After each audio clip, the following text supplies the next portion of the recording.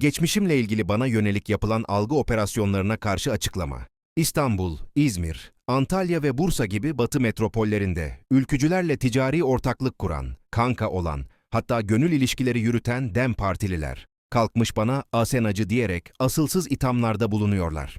Bugün savundukları önderleri başta olmak üzere Hüdakaya ve Gültan Kışanak gibi birçok milletvekili, siyasetçisi ve aktivisti MHP kökenliyken bana eski MHP'li yakıştırması yapmaları tam bir tutarsızlıktır. Mevcut siyasetiyle adeta MHP'lileşmiş olan bu çevrelerin şahsımı eski ülkücü ilan etmesi trajikomiktir. Hakkımdaki bu karalama kampanyasına karşı şu gerçekleri hatırlatmak isterim. Hayatım boyunca MHP, AK Parti veya benzeri hiçbir Türk partisine selam dahi verdiğime dair tek bir kanıt yoktur.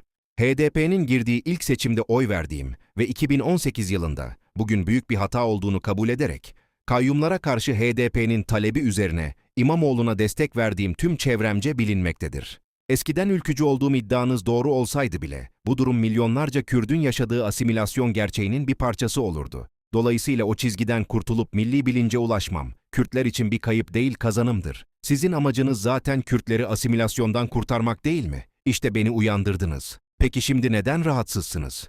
Bir Kürt MHP'den ayrılıp DEM Parti'ye katıldığında tebrik ediliyor da, Kürt milliyetçisi olduğunda mı sorun oluyor? Sizlere soruyorum, velev ki ben eskiden ülkücüydüm. Eğer bugün sizinle birlikte olup apocu olsaydım, yine geçmişimle beni vurmaya kalkacak mıydınız? Yoksa beni bağrınıza mı basacaktınız?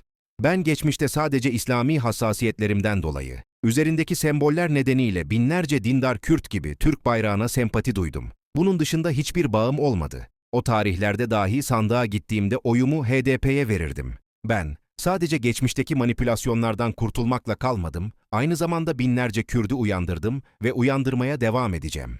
Şahsıma yönelik bu ucuz algı operasyonları, net olan duruşumu ve milli bilincimi asla gölgeleyemeyecektir.